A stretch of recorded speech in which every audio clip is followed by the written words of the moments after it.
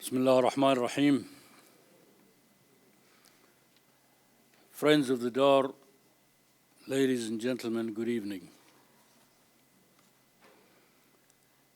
Tonight, Dar al-Athar al-Islamiyyah is delighted to welcome Dr. Bethany Walker, professor and archaeologist. Her professional activities involves her, as you can see by the description in the brochure, in a multiple scholarly pursuits between Germany and Jordan. Editor of journals and director of and participant of multiple archaeological projects in an impressive mixture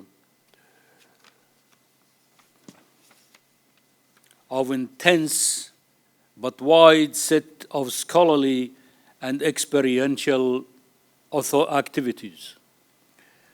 A historically trained archaeologist, it is the dual nature of her qualifications and her practical work as well that has led her to produce a number of publications which fascinate and interest the reader,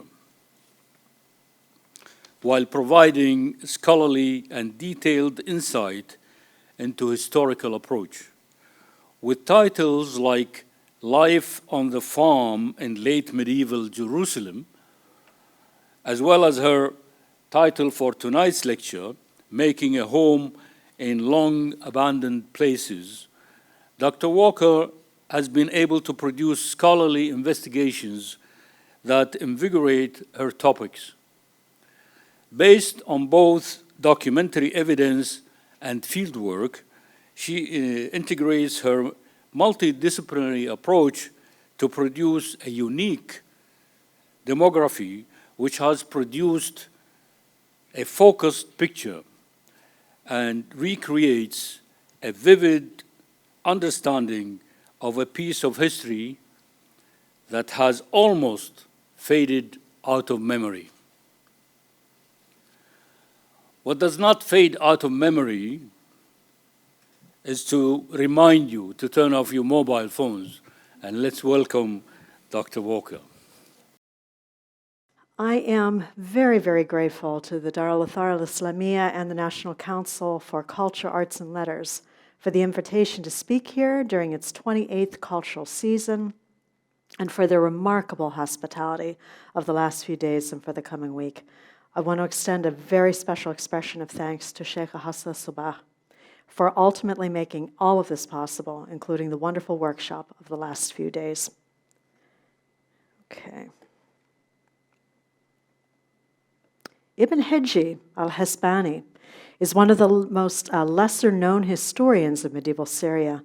He was born in Damascus in 1350, and he died there in 1413. He was an intellectual, serving as the chief qadi in Damascus and khatib and nazir of the Umayyad Mosque there, but he also owned farmland, and he had many family and financial interests in the countryside. He was a city boy who flirted with life in the village.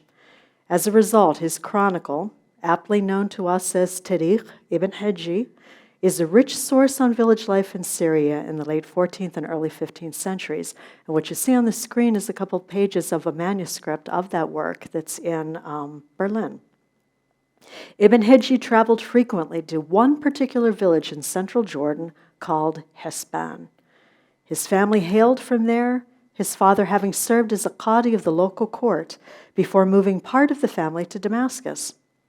His chronicle is peppered with personalized accounts of local events, often in the form of an exchange of letters he wrote and received while visiting family there.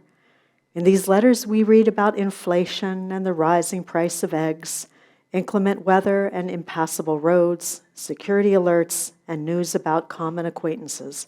His hometown appears prominently in these letters. That village survives today.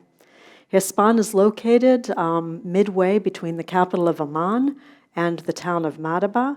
It dominates the Madaba Plains, which is a highland plateau in central Jordan, mostly dedicated to the cultivation of cereals.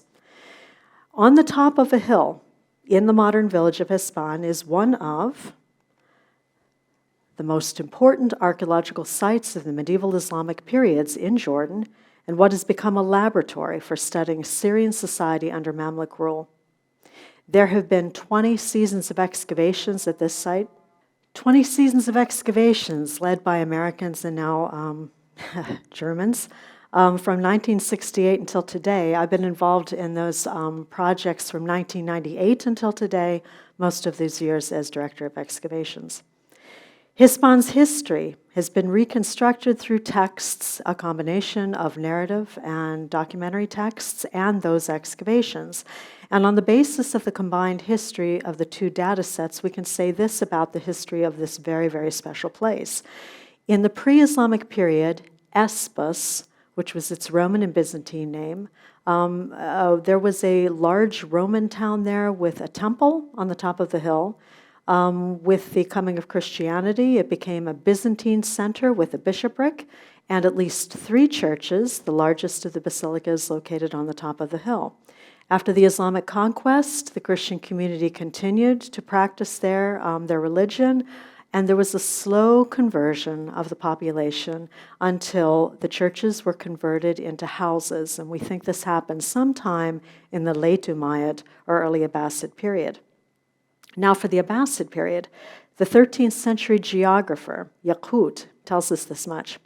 Hispan was the locus of an armed revolt by one Sa'id ibn Khalid against Abbasid authority early in the reign of the Abbasid Caliph, al-Ma'mun. He lost that battle. And when his army was defeated, the Abbasids fully took over what was a small castle on the top of the hill, and the site was then abandoned for 300 years. Like many, many places, rural places in Bilad Hashem. We only hear about this place again, and we only have archaeological evidence for this place in the Ayyubid period. And from textual sources, we know that the Ayyubid ruler in Syria, Al-Mu'azzam Isa, built a madrasa there sometime in the early 13th century. And at that point, the place was reoccupied and resettled, and it's that resettlement is one of the topics that I want to discuss tonight. It reached its height of settlement in the Mamluk period, and in fact, almost everything that is standing architecture in the site today dates to the 14th century when it reached its height of occupation and its greatest wealth. In the 14th century, the Mamluk Sultan Nasser Muhammad made it the capital of the district of the Balqa in central Jordan, and he moved there a small garrison of Egyptian soldiers from Cairo, some 5 or 6 soldiers. It was a tiny garrison, but an important one for coalescing relations with local tribes. The town in the Mamluk period grew in size. It had a marketplace. The madrasa continued to function and continued to train scholars who then went on to Damascus and Jerusalem and Cairo to make academic careers. It had a marketplace that served some 300 villages. In short, it was a market center, a political center, a military center, an economic center, a social center. As small as Hispan's citadel was, you couldn't bypass this place in the 14th century. It was one of the most important rural sites of southern Bilad Hashem. After an earthquake in the mid-14th century, there was so much structural damage to the castle that the soldiers and the whole garrison were moved to Amman. And Amman became the capital then of this district of central Jordan. And slowly, as state money was withdrawn from this place, the town withdrew, reduced in size, and became a small agricultural village again. So much so that by the end of the 16th century, it's described in Ottoman tax records as a khirba. It's essentially ruins, and nobody lives there anymore until the late 19th century during the Ottoman Tanzimat, and the place is revived because of cereal agriculture. So the purpose of this evening's lecture is twofold. What I'd like to share with you is a couple of ideas about this place, having worked there for almost 25 years. a large segment of my own life. First, I want to understand why this place that was abandoned for 300 years was so very suddenly reoccupied in the early 13th century. Who made this place home? Why? And how? And the second topic I want to explore is the things that we've learned from this small archaeological site and village about the Syrian countryside under Mamluk rule and about relations between the Mamluk state and local peoples.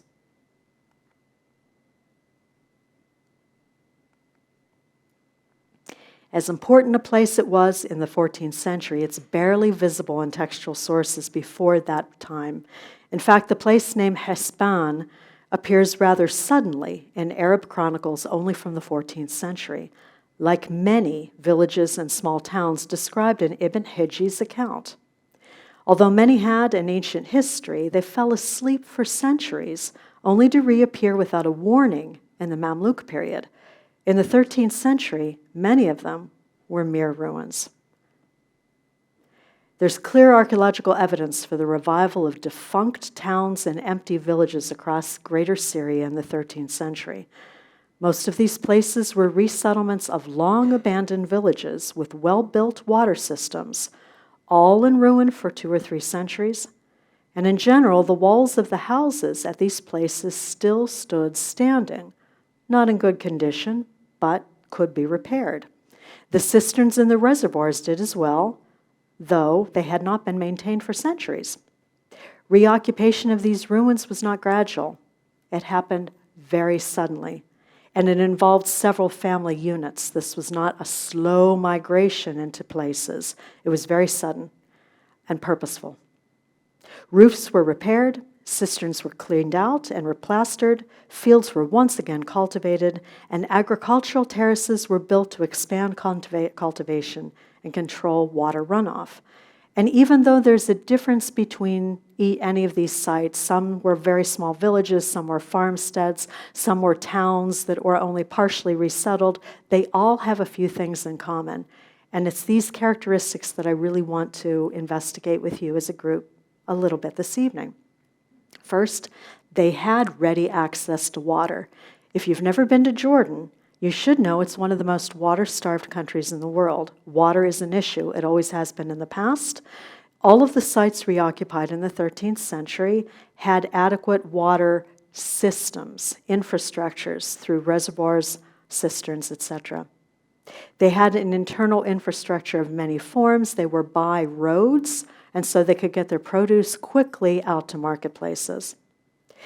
They had structural integrity of the built environment. In other words, the buildings, the houses, the public buildings in these places could be revived. They could be repaired. They could be made livable again with not too much effort. And I think that point is a very important one. And in the end, each of these places was resettled by people that were self-sufficient. So we have mixed populations of farmers and then state officials and businessmen, and that's certainly the case with Hispan. No one had to worry about Hispan looking after itself. It was going to be a self-sustaining settlement after its resettlement in the 13th century. So, this place, Hispan, was the ideal place to resettle for many reasons. Let's look first at the water infrastructure. You've got a few images of urban most of the urban cisterns and locations on the map of the family cisterns, and there were many of them. Every household had a cistern that continued to be used for generations. It had a wonderful, and has a wonderful, water infrastructure. Because of the unique geology of this region, the site has always been well equipped with an extensive and dependable water infrastructure. Winter rains over the millennia have carved out natural caves from the soft limestone.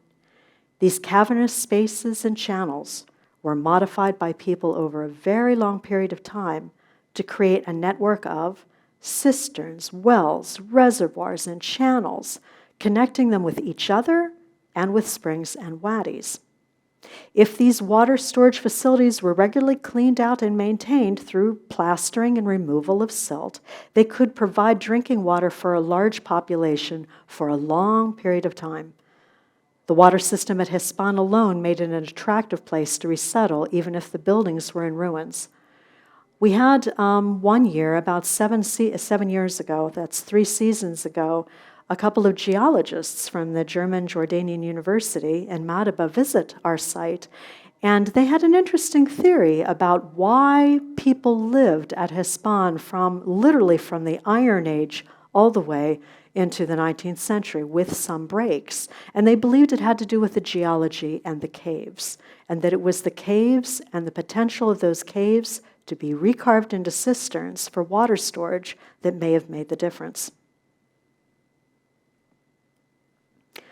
Of the many existing urban-scale water storage facilities at the site, one Byzantine reservoir, which is located half a kilometer southeast of the tell, 2 Roman and Byzantine cisterns on the summit of the tell that are located inside what would become the medieval church, the medieval citadel, and the southernmost chambers of the cistern, known locally as the Abu Nur Cave, located about a half a kilometer south of the tell, were cleaned out, repaired, and reused in the Mamluk period. Additionally, in the Mamluk era, 3 new cisterns of the same monumental size were constructed anew. Each housing unit in each cluster of farmhouses below the tell had its own household cistern that was shared by members of the extended family inside a shared courtyard. Each of those was hewn in much earlier periods. So these household cisterns were simply cleaned out and reused. Many of them were built in the Roman, Byzantine, and Umayyad and Abbasid periods. They seem to be, most of them, revitalized early on in the Mamluk era. Second, Hispan was attractive for people to live in and to resettle because of its field systems. The remains of the fields and orchards cultivated by Hispanis in the deep past can be found in the nearby Wadi Hispan, located only a kilometer and a half from the tell. The fields were terraced, and these terraces can be dated by a method called OSL, optically stimulated luminescence, which dates the last time the quartz in the soil was exposed to light, therefore dates the building of the terrace walls. Hispan was an ideal choice for relocation and resettlement, in part because its field system, which was quite old, could be easily revived. It was an attractive place to resettle because of its extensive standing architecture. The architecture of the site gives us clues about how and when the site was resettled.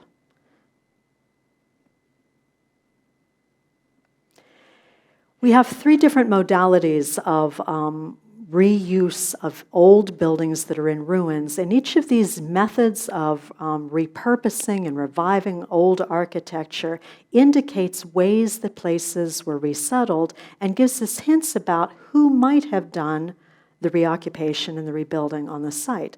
In the first case, we've got the case of limited restoration. For the example, the facade of one of the farmhouses, the image is on the screen. In the case of simple reoccupation of standing architecture, repairs are limited to replacing the roof, replastering floors and walls and cisterns, and cleaning out water systems of all forms to put them back into use, make them usable again. The village might not have stood empty, in this case for very long, making it more likely that the new settlers had a social connection to the place and may have been the original residents. This is not a common pattern at Hispan. So we can eliminate that as a possibility of resettlement. Our second option is repurposing. Putting things to new purposes. What you're looking at, and we'll come back to this image in a minute, is a bakery. This is what's left of several clay ovens, tannoors, that were used for baking different kinds of breads and pastries. So in this case, reuse through the repurposing of ruins, that is, putting built spaces to new uses, or reorganizing the internal spaces by adding dividing walls and tearing down old walls, is a quick and convenient solution to settle people and revive places quickly. That's the key, quickly.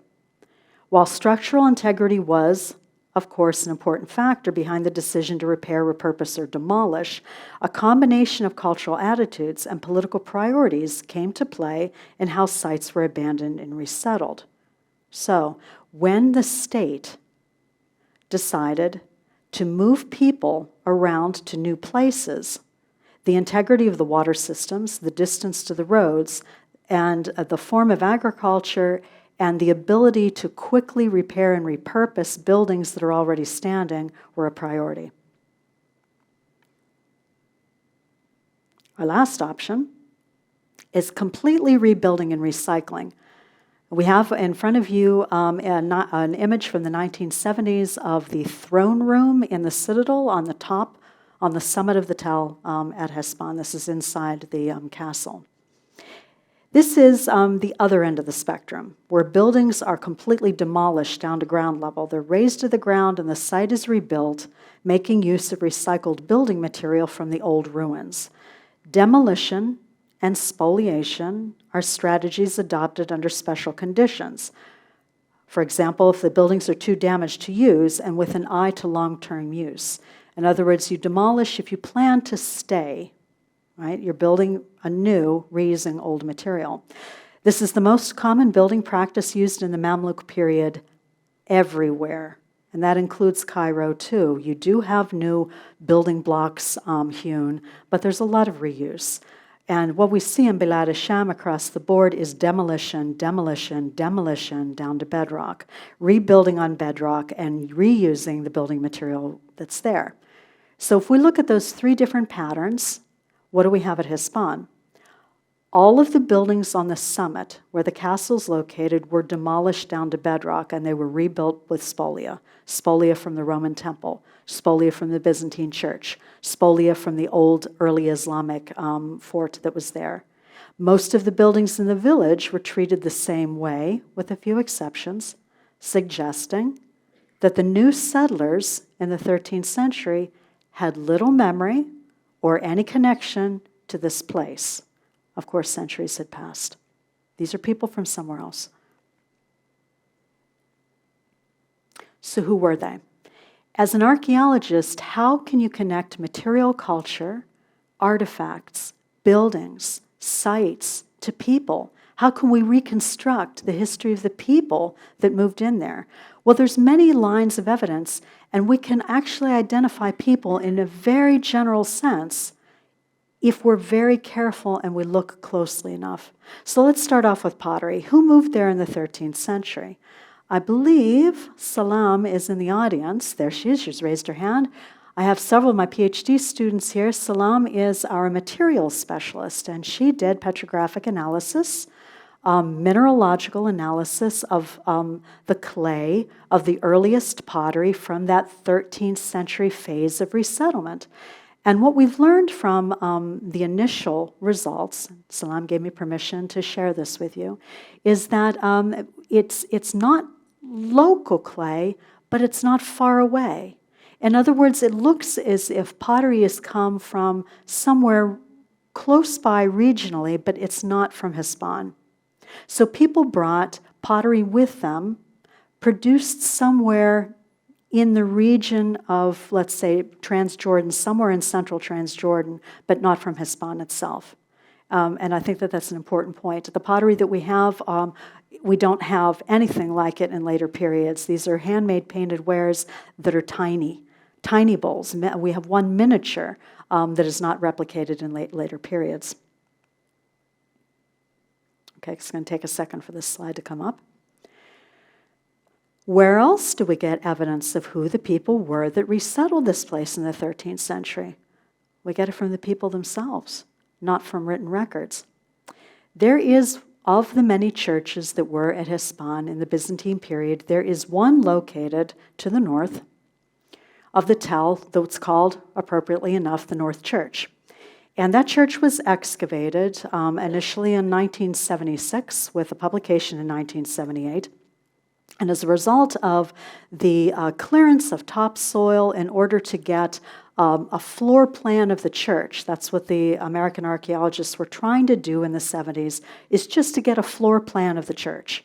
Where's the aisle? How many aisles did it have? How large was the nave? And so on and so forth. It was a difficult project because there were some 80 burials in the subtopsoil, not far below topsoil in the church. They were located in the aisles. They were located in the central nave. The most important ones were laid directly on the mosaic floor of the apse, and they appeared to have been Christian burials following Christian practice. So they were, most of the bodies were in stone-built cists, laid on their backs with their hands crossed across their bellies. Typically looked very much like Christian burials, and the ones that were in the apse appeared to have been clergy because they were buried with bowls, sgraffito bowls that were imported from Cyprus. And it's a burial practice that we have from Greek Orthodox communities in Cyprus in the exact same time period, so in the 13th and 14th centuries. In 2021, we wanted to get a fuller plan as well of the church, and we faced the same issue that there were even further burials. And we saw this as an opportunity to understand who this community is and where the people came from. As far as the date, the pottery gives us some rough 13th, 14th century date, but there were coins, and one coin in particular was dated by Professor Warren Schultz from DePaul University, a numismatist who is with us this week for a Mamluk conference, and it dates to the early 13th century, and the coin was minted in Aleppo. So we likely have what was a possibly a Christian cemetery of the early 13th century. And what could we do with that kind of information? We had a bioarchaeologist do isotope analysis of dental enamel. Isotopes are atoms of the same element that have the same number of protons but a different number of neutrons. Is that important? No, but I had to give you a definition nonetheless. That's an isotope. Isotopes of these different elements can give us a lot of information about migration. Where do people come from? And there were 4 different isotope tests done. One for strontium, one for nitrogen, one for oxygen, one for lead. The 2 most important were strontium and oxygen. Strontium derives from local soils and rocks. It gives you information about a climate and environment where people originated.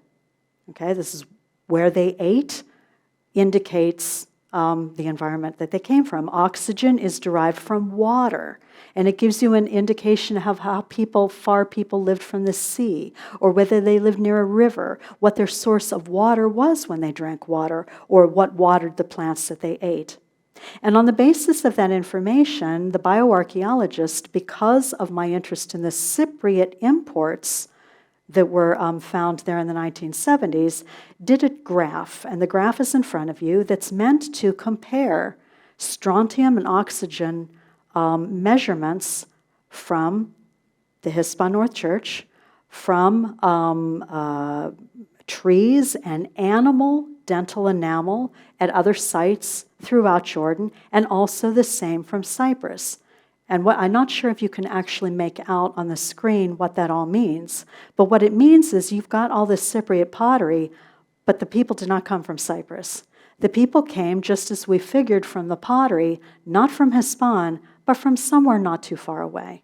And that's more information than you would get from the written sources.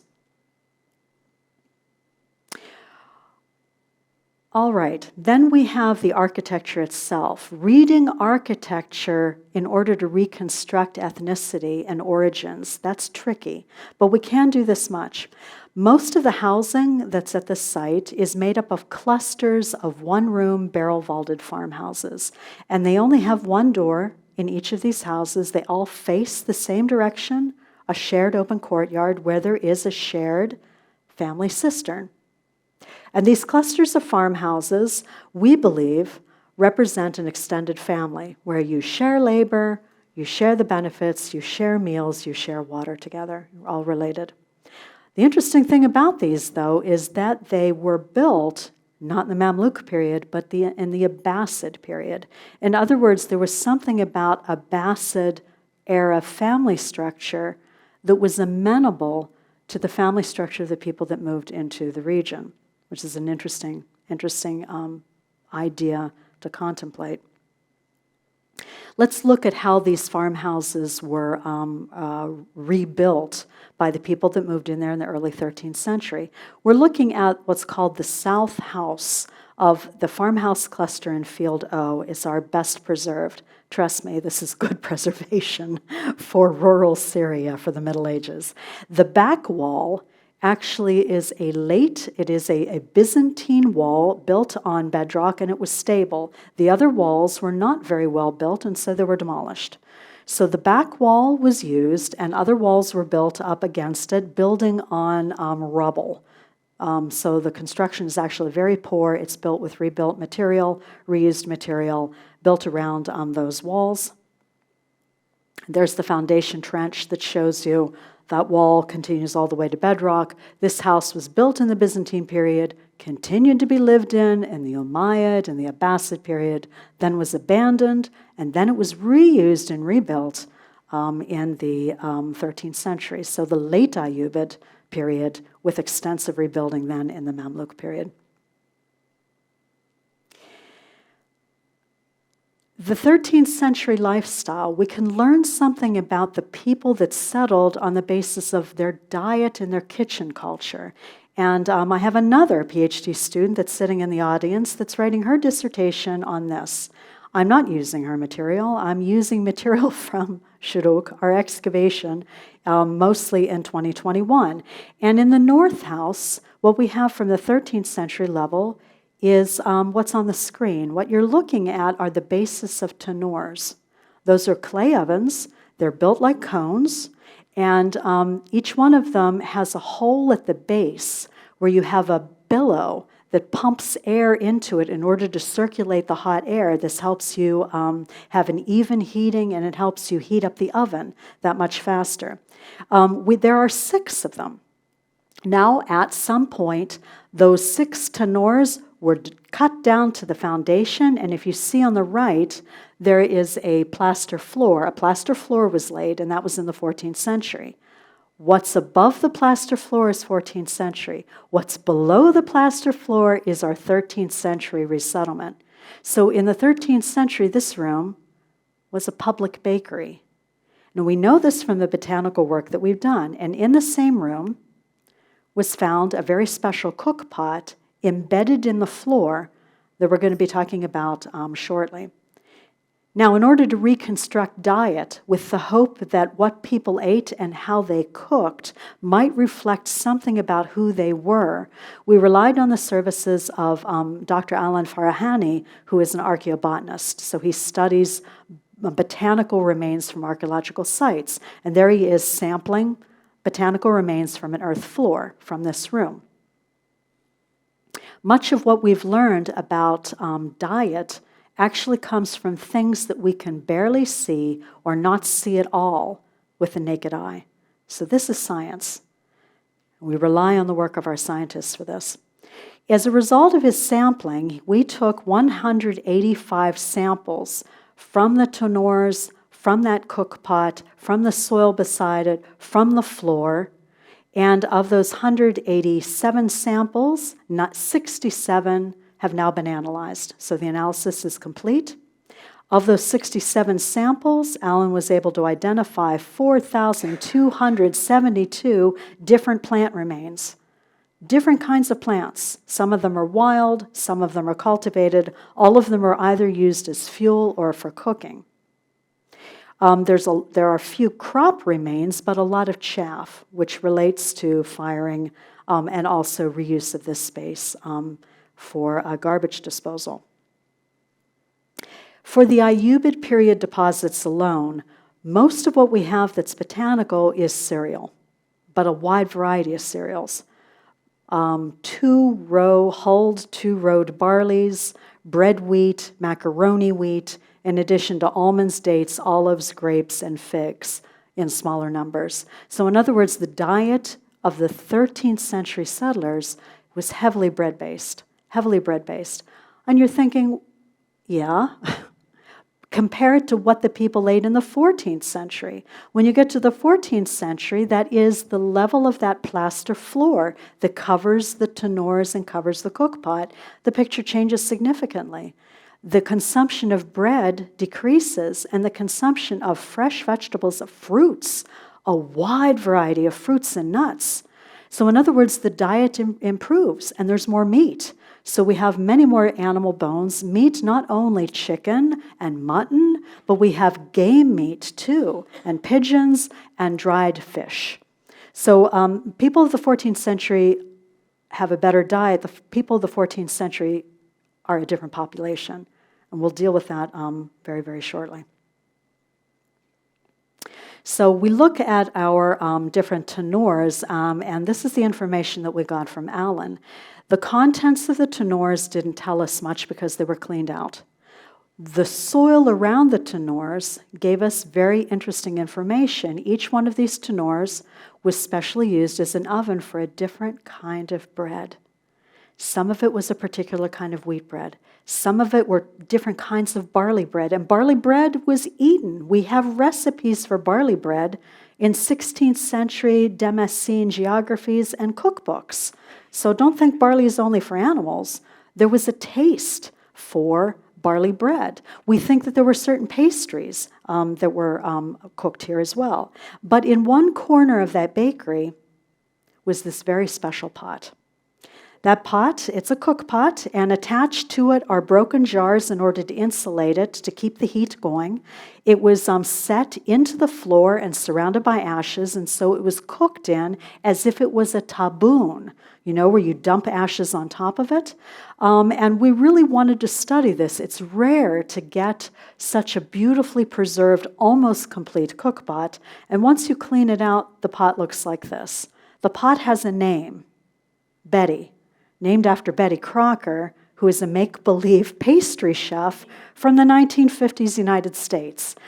We have a custom on our excavations that the student that finds a complete or more or less complete object gets to name it. So Betty she is. Betty she will be called in publications. She's female, apparently, so our cookpot is known as Betty. And we did extensive study of Betty. Alan sampled from inside the pot and from outside of the pot for macrobotanical remains. We had a phytolith specialist look under a microscope at the microscopic plant remains, phytoliths, that came from the pot and from the fill outside. And we had a residue specialist from Berlin scrape the inside of the pot looking for oils in order to tell us, was there any meat that was cooked in there? Were there vegetables? What was the temperature of cooking? And were there any spices? And this much we can tell you. We know exactly how Betty was used as a cook pot. What they ate in this pot and prepared in this pot in the 13th century was a date-flavored wheat porridge, slow-cooked, cooked overnight. There you got it. In a kitchen, a bakery that's full of tenors that specialize in different kinds of breads. Here we've got the extraction of some of the wheat and barley grains that came from the pot. I won't go into too many details about that for want of time. Now, so much for the 13th century settlers. Let's just briefly look at the lessons we learn about this place, about Mamluk Syria, the countryside, and about the way that rural peoples interfaced with the state. This was a political center. We know that from textual records. We've got a castle at a site that served as an administrative center. We've got the village that quickly grew into a town with the migration of merchants and specialists and craftsmen from Damascus. We can trace this through the artifact record, and we know this textually. What we want to know is, how did it function as a political center? There's no question about how a place like Cairo or Damascus functioned. All right, these are capitals, very large imperial capitals. But what about a small district capital? We don't know how this worked, especially embedded in local society. So how can we study that archaeologically? Well, we've got the castle itself. This is the throne room. We looked at that before.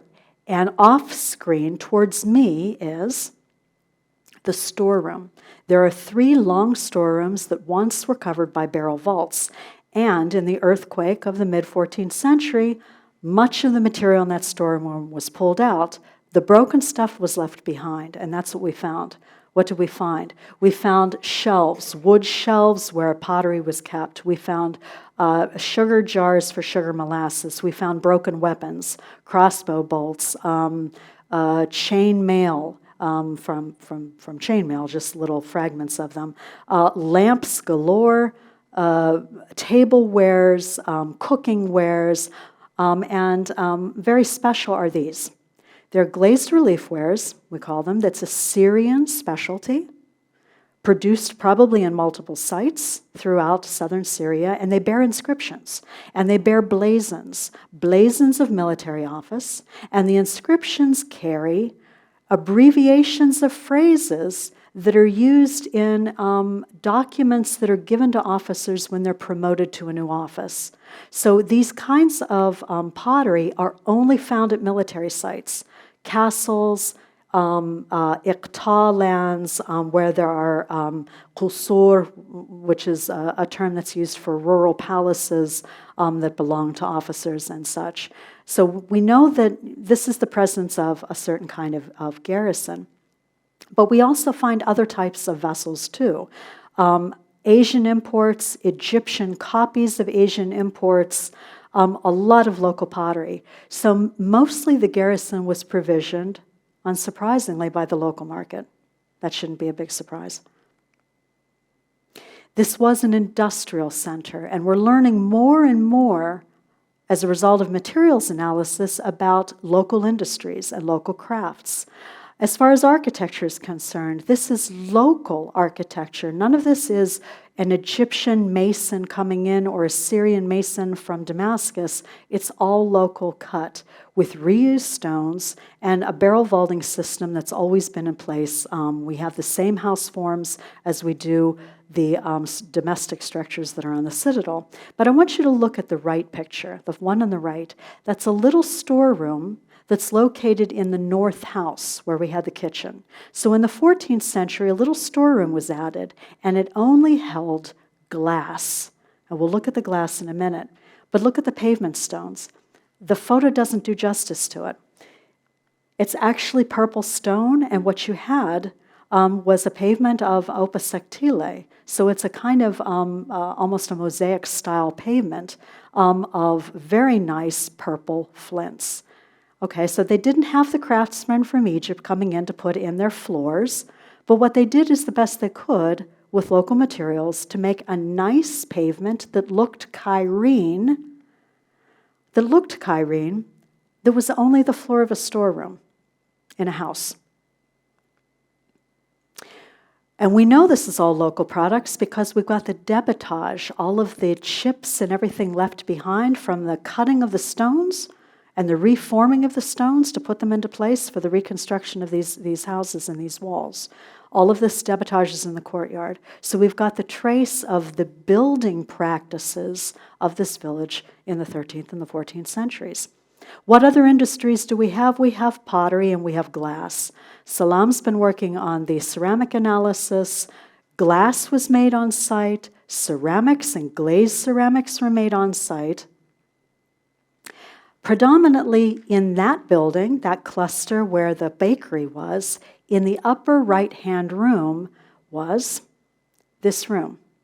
Now, I'm not sure if you can make it out, but there is a channel that runs along the right side. That was where a water pipe was, so that's underground. It was at one point under a floor, drainage, which leads to a basin that's on this side, a plastered basin where you would work clay.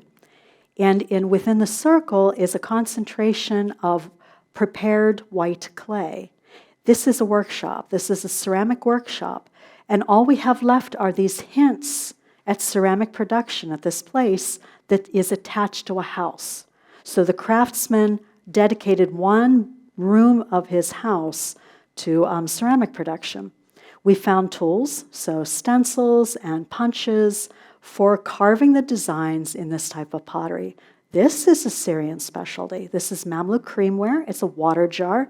You can't make out the decoration, but it's beautiful, and it's as light as a sponge. You can lift it with 2 fingers, the entire water jar. Beautiful as can be. And as a clincher, we have the mold that made the decoration on the shoulders of those jars. So these very fine water jars that we used to think were made in Damascus are made in the household in a little village in central Jordan.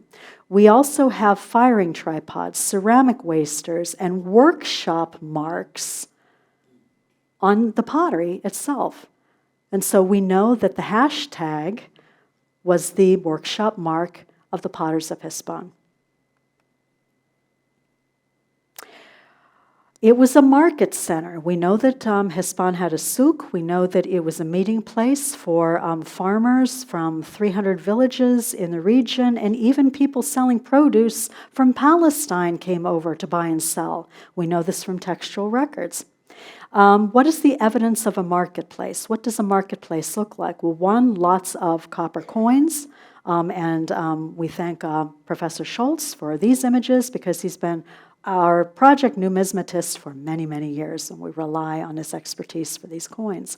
We also have weights, glass weights, and what we think are numerous weights that come from Mamluk levels that are made of stone.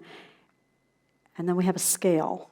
So it's the plate of a scale for weighing coins. That's all that's left of the marketplace. And if you want to reconstruct what that used to look like, we can turn to a Seljuk-era document by the historian al-Khazani that actually illustrates it. So we have a hole in the bottom of this pan, which either has suspended underneath it a weight itself or a chain to a second pan. And you see in one image a reconstruction of one of these Seljuk-era scales. This is what we have. So we actually have a fragment of a scale for weighing coins. This is all that remains of the famous marketplace, the souk of Hispan in the Middle Ages. And then we move on, and we're almost finished. A few more slides. We said that in the 14th century, another lesson learned is we do have a village that grows very rapidly into a town. And so by the time we get to the 14th century sources, they don't call Hispan a qaria, it's called a medina. It's a medina because there's a castle, because there's a madrasa, because there is a marketplace, because there is a qadi that actually serves in court at this place. And it is a town in every sense, and it is a town of some wealth. So even if the houses look village-like, the material culture is a mixture of urban and village. We've got a lot of glazed pottery, rather expensive glazed pottery from Damascus, a lot of locally made stuff from the town itself. Look at this. Look at what's on the screen. We've got a silver coin hoard of over 60 silver coins that was found in the 1970s. And on the far right, you've got on the top image, this one. Can you make out what that is in our interactive lecture? What do you think that is? What? It is a horse, and it's a chess piece. And a hole's been punched through it, so someone at some point could wear it as a necklace. Why one would do that, I have no idea. But we do have dies for tossing the dies. So we have game pieces at this place as well. A lot of entertaining was going on, nonetheless. And then we have the glass. The glass is very special. These fragments were a surprise to me. They were all found in that one storeroom with that very special flint floor. And if you look very closely at what we think is this is probably a bowl, there is a register at the top of the fragment of glass, and you can see in the register the blazon of a fleur-de-lis. You've got a military blazon. And so this is one of these things that could have been part of an endowment, possibly, in this period. Then we have normal glassware that's used on the table of an affluent but not super rich family. When I first excavated this in, 2008, I was looking at it upside down, and I thought what I had were chickens. I thought I had a row of chickens in a register, and the chicken, that's what I thought I saw, until one of my undergraduate students this semester looked at the glass with better eyes than I have and said, "Professor Walker, you're looking at it upside down. Those aren't chickens. They're musicians and dancers." And then when she took her photograph of this glass piece with her cell phone, she produced this wonderful image, and then she did a crayon drawing of the images. And of course, we have images like this on glass bowls these are enameled and gilded. It's gold paint. And so what we have are those fragments. This is what that material would have originally looked like in what looked like simple farmhouses. Last few points. The site was abandoned, but it was abandoned gradually, and it took an earthquake for people to leave, a very serious earthquake. And that earthquake led to immediate abandonment of the citadel and the movement of the garrison to Amman. It was a very gradual one. People don't want to leave home unless they're really pushed into it. So this slow process of abandonment looks like this archaeologically. When people hide their money, that could be evidence of a slow abandonment. When people build pits, dig pits to hide stuff, that could be an evidence of an attempt to move away, even if they plan at some point to come back. The pit on the right is Mamluk. The other two are Byzantine. This is a pantry outside of a house of the Mamluk period, and in that pit we found those. We found jars that are Syrian imports that held locally produced olive oil. We know that from the analysis that we did of the residue. It's local olive oil.